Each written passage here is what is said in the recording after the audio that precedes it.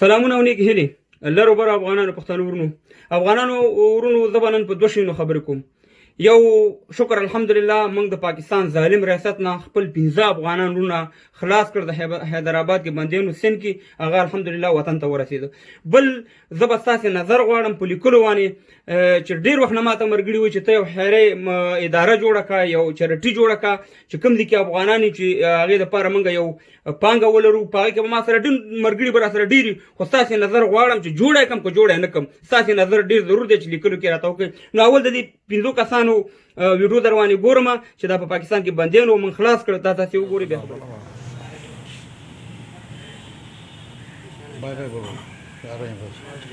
बात करो, भाई को बोलो. अस्सलाम वालेकुम.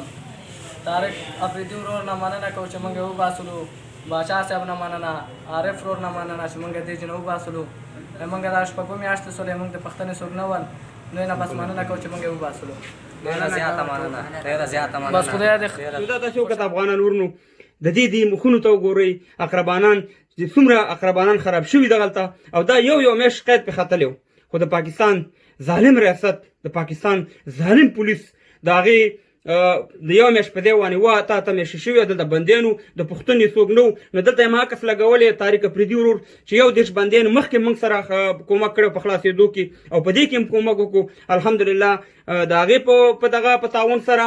او محمد عارف چې ما سره دلته په لندن کې ژوند کوي چې په دغه کسانو باندې تقریبا سمالي دغه راتله مصرف هغه ټول هغې ورکو او 50,000 کلدارې کېدي، او شکر الحمدلله دغه کسان خپل وطن ته لاړه. ځکه چې زه د افغانستان په حکومت غږ کوم چې ستاسې سفارتونه دي که کونسلګرانې دي دا نمایشي دي. دغه د پاکستان کې چې کوم سفارت و مخکې ما سره حاتم مشال صاحب کومک کړی و، مګر په دغه کې کونسلګري او سفارت بالکل انکار وکړو. او دا د سفارت او دا د کونسلګریانو کار دی. د سفارت یا د کونسلګرۍ مقصد څه شی دی چې دلته په خارج کې وي، هغې مقصد دا دی چې د یو افغان د خپل د وطن د سړي یو مشکل حل کړي. مګر سفارت والا او کونسلګرۍ والا بالکل موږ ته منکر شو. ما سره میسیجونه شته، تاسې باندې به میسیجونه مو واورئ که ضرورت راغی انشاءالله د هغې هم دا وکړم.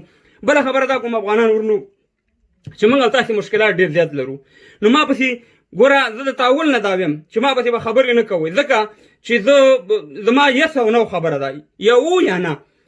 خیري بنسټ اداره دلته زه جوړوم، په انګلند کې چریټي دلته زه جوړوم د افغانستان کونډې یتیمانو دپاره چې په کوم ملک کې افغانان مشکلات لري، سفارت کې مشکلي، په کونسلګرۍ کې مشکلي، یا زمونږ یو افغان په یو ځای کې مرګ او د خرجه یو ځای کې مړي د تلو څه پروګرام نه وي، نو د هغې دپاره به زه یو خیري اداره یو دغه بنسټ جوړوم.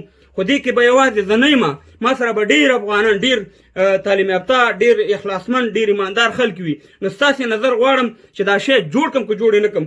زه ګوره الحمدلله ټول خلک مې دلته پېژني، د فیسبوک نه علاوه ما ډېر خلک پېژندمه، زما ایمان زما هر څه ورته معلوم دي. خو ما پسې بیا وروره غلطې خبرې نه کوئ، ما به تشویقوئ، دغه ویډیو هم شیر کوئ چې ټول افغانان وګوري زما او ما ته نظر راکړي چې زه یو خیري اداره یو خیري بنسټ جوړ کړم. ځکه زموږ ډېر افغانان مشکلات لري د دنیا په کونج کونج کې چې دي، په افغانستان کې دي چې کونډې دي، یتیمان دي یا نور مشکلي. نو دغه بعد انشاءالله دې ته به زه یو صندوق یو بینک اکاونټ به اوپن کوم ایله کوم به وته، او د هغې د لارې به موږ تاسې ټول په هغې کې کومک کوو. هر شی به تاسو ته زه ښیم، سټیټمنټ ستاسې هر شی به تاسو ته ښیم.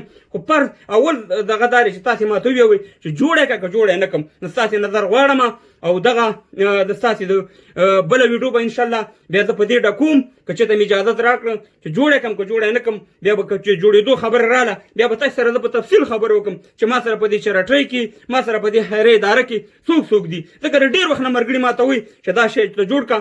زه خپل ځان ورته وباسم، ځان د افغانستان دپاره د خپلو لرو برو افغانانو د خدمت دپاره.